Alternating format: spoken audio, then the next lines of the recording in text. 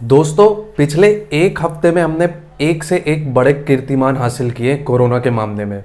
Corona के मामले में हम ऐसे वर्ल्ड रिकॉर्ड बना रहे हैं जैसे सचिन तेंदुलकर क्रिकेट में बनाते थे। ऑक्सीजन की सप्लाई और डिमांड इसको मीट करने में हमने देखा है पिछले दिनों सरकारें पूरी तरह से फेल रही है। मैं आपको 10 दिन पहले की एक घटना बताता हूं कि दिल्ली के एक जयपुर गोल्डन हॉस्पिटल में 20 मरीज ऑक्सीजन की कमी से मर गए। अगर सरकारें संवेदनशील होती तो ये घटना दोबारा नहीं होनी चाहिए थी, लेकिन इसके ठीक एक हफ्ते बाद एक और दिल्ली के हॉस्पिटल में, प्राइवेट हॉस्पिटल में, बत्रा हॉस्पिटल नाम है उसका, उसमें 10 लोग फिर से ऑक्सीजन की कमी से मर गए। इन दो हॉस्पिटल की घटनाओं के बीच में पूरे 7 दिन का समय था, लेकिन सरकारों ने क्या किया? कुछ नहीं। अगर एक वजह से बार बार मौतें होंगी तो सवाल उठेगा कि जिम्मेदारी किसकी है। डॉक्टर्स टीवी पर आ करके कह रहे हैं कि 20 पेशेंट हमारी आंखों के सामने मर गए और मौत का कारण था सिर्फ ऑक्सीजन की कमी। वो कहते कहते रह गए कि सिर्फ एक वजह ऐसी है जिसकी वजह से हम अपने पेशेंट को बचा नहीं पाए, वो है ऑक्सीजन, क्योंकि ऑक्सीजन जो है वो सरकार के हाथ में है। तो ये सवाल पूछना बनता है कि कब तक इस तरह से मौतें होंगी कि अस्पताल में लोग ऑक्सीजन की कमी से मरेंगे। जब इस क्राइसिस से निकलने का एक सिंपल सा रास्ता ये नजर आ रहा था कि लार्ज स्केल पर वैक्सीनेशन होनी चाहिए, तो ऐसे सिचुएशन में जो इंडिया में एस्ट्राजेनेका जो वैक्सीन है उसका जो लोकल वर्जन जो इंडिया में तैयार किया जा रहा है, जिसको आप कोविशील्ड के नाम से जानते हैं, जो सीरम इंस्टीट्यूट ऑफ इंडिया जो कि पुणे में है, वो कंपनी इसको मैन्युफैक्चर कर रही है। उस कंपनी के सीईओ आदर पूनावाला, उन्होंने इस क्राइसिस के टाइम पर इंडिया छोड़ करके लंदन चले गए। तो दोस्तों, हैरानी की बात इसमें यह है कि उन्होंने जो वजह बताई, उन्होंने बताया कि एक इंटरव्यू जो दिया उन्होंने, उसमें उन्होंने बताया कि उनको नेताओं से थ्रेट्स मिल रहे हैं कि हमको वैक्सीन पहले मिलनी चाहिए।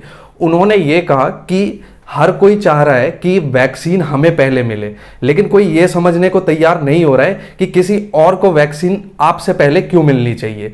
तो जब ऐसे टाइम में जब आधार पूनावाला जैसे लोग सबसे ज्यादा इंपॉर्टेंट पर्सन है इस कंट्री में, उनको डेथ थ्रेट्स मिल रहे हैं, उनको तरह तरह के मिनिस्टर्स के कॉल आ रहे हैं, मुख्यमंत्रियों के कॉल आ रहे हैं, ऐसा उन्होंने इंटरव्यूज में कहा है। और अब क्योंकि वो इंडिया छोड़ करके जा चुके हैं और वो लंदन में रह रहे हैं, उन्होंने वहां से फाइनेंशियल टाइम्स को एक इंटरव्यू में उन्होंने कहा है कि इंडिया में जो है वो वैक्सीन की शॉर्टेज अब लंबे टाइम तक रहने वाली है, काफी महीनों तक रहेगी, क्योंकि गवर्नमेंट जो है वो सीरियस नहीं है वैक्सीनेशन को लेकर के, और उन्होंने मास प्रोडक्शन के ऑर्डर्स अभी तक नहीं दिए हैं।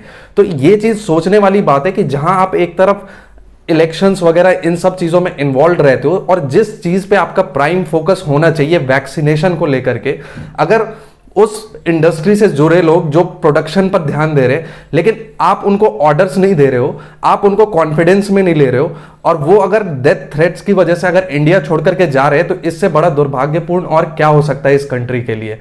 ऐसे में दोस्तों, उनको अच्छे से अच्छी कैटेगरी की सिक्योरिटी प्रोवाइड करनी चाहिए थी, उनको प्रोवाइड कराई भी गई, उनको वाई कैटेगरी की सिक्योरिटी प्रोवाइड कराई गई। लेकिन अब एक तरफ ये देखिए कि कंगना रनौत, जो कि आजकल हर समय न्यूज में बेमतलब की चीजों की वजह से रहती है, सिर्फ तमाशा करना आता है उनको।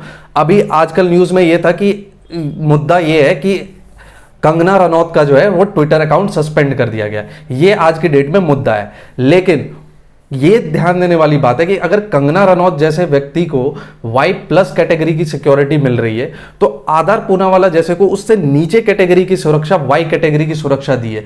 जबकि आज की डेट में इंडिया में अगर कोई सबसे महत्वपूर्ण व्यक्ति है तो वो है आधार पूनावाला।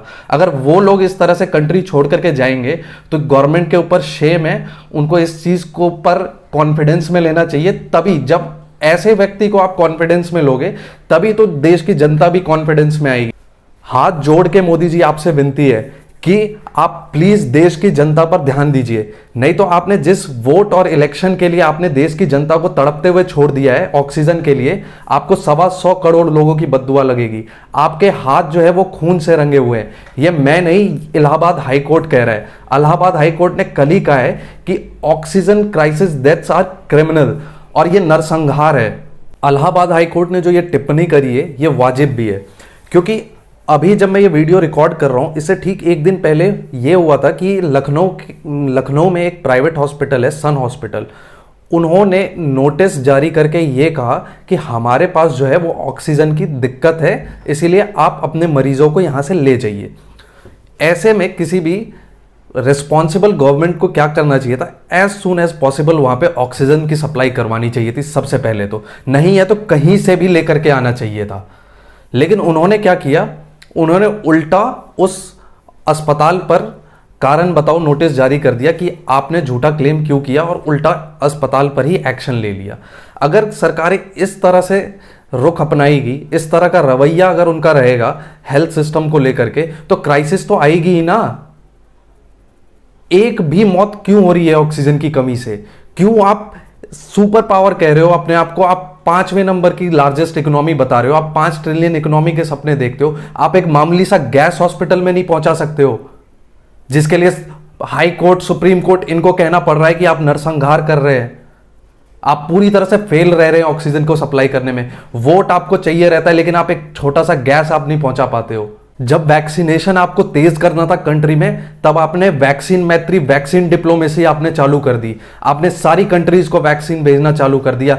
आपने ये तक नहीं सोचा कि इंडियंस को पहले वैक्सीन क्यों नहीं मिलनी चाहिए। अमेरिका जो है वो अपनी डिप्लोमेसी में कहता है ना कि अमेरिका फर्स्ट उनकी पॉलिसी है। आपकी पॉलिसी क्या है? आपकी पॉलिसी ये है कि इंडियंस बाद में, बाकी कंट्री वाले पहले। आपने नोबेल पीस प्राइज के लालच में आपने वैक्सीन को बाहर भेज दिया, लेकिन उसका रिजल्ट क्या निकला? आप जो घर में हमें कहते हैं कि आत्मनिर्भर भारत का आपने जो हमें मंत्र दिया है, आज ऐसे हालात आ गए हैं कि आज हम सब पर निर्भर हो रहे हैं। ये कंट्रीज हमारे लिए संवेदना जता रहा है, वो कंट्री हमारे लिए संवेदना जता रहा है। हमें संवेदना नहीं चाहिए। अगर हम वाकई में स्ट्रांग इंडिया है तो हम क्यों किसी पर निर्भर रहे? आपने क्यों नहीं सख्त एक्शन लिया? दोस्तों, सबसे बड़ी बात तो ये है कि जब पिछले साल जब क्राइसिस चल रहा था तो पीएम केयर्स फंड अनाउंस किया गया। ये पीएम केयर्स फंड का जो पैसा है वो पीएम केयर्स फंड ना होकर के वो बरमोडा ट्रायंगल हो गया है कि जिसमें पैसा जाता तो है पर दिखाई नहीं देता कि कहां गया। अब तो आरटीआई ने भी ये कह दिया है कि पीएम केयर्स फंड जो है वो प्राइवेट फंड है, उसको पब्लिक नहीं बताया जा सकता है कि कितना अमाउंट उसमें आया है। लेकिन भाई, जो भी अमाउंट उसमें आया है, आपकी रिस्पॉन्सिबिलिटी तो बनती है ना यार। आप हेल्थ इंफ्रास्ट्रक्चर को इंप्रूव करो, लेकिन आपको अगर आपके एक कहने पर अगर हिंदुस्तान की जनता आपको 4,000 करोड़ 5,000 करोड़ रुपए डोनेट कर दे रही है और आप उस जनता को एक ऑक्सीजन नहीं सप्लाई कर पा रहे हो, तो आपको तो गड्ढा खोद के उसमें गिर जाना चाहिए।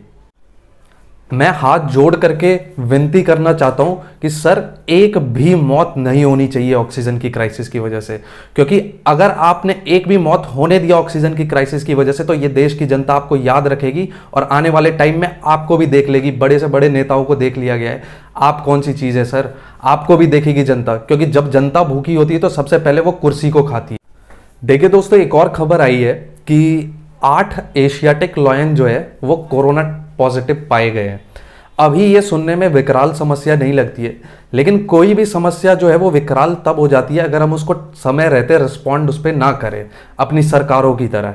तो इसीलिए मैं अपनी सरकार से ये अपील करना चाहूँगा कि ये जो 8 एशियाटिक लॉयंस जो हैं वो कोविड पॉजिटिव जो पाए गए हैं, आप इस मैटर में बहुत ही क्लोजली इन चीज़ों को मॉनिटर करें, क्योंकि अभी तक तो हमने सिर्फ यही सुना है कि कोरोना जो है वो इंसानों में तेज़ी से फैल रहा है। लेकिन अगर ये चीज़ हमारे जानवर वगैरह इन सब पर भी होने लगा, इन सब चीज़ों का असर, तो ये एक और बड़ी समस्या हमारे सामने आकर के खड़ी हो सकती है।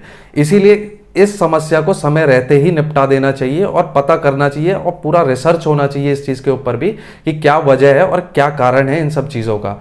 क्योंकि जितना इंसान जरूरी है एक बैलेंस्ड इकोसिस्टम में, उतना जानवर भी जरूरी है। और जो लोग कोरोना से रिकवर हो चुके हैं उनसे मैं ये अपील करना चाहूँगा कि आप लोग जा करके बढ़ चढ़ करके जो है वो प्लाज्मा डोनेशन में हिस्सा लें, और जो यूथ है और जो 18+ अबव के जो भी लोग हैं वो वैक्सीनेशन जो है वो वैक्सीन ज़रूर लगाएं। जो वैक्सीनेशन प्रोग्राम चला रही है गवर्नमेंट, उसमें बढ़ चढ़ करके हिस्सा लें और वैक्सीन लगाएं।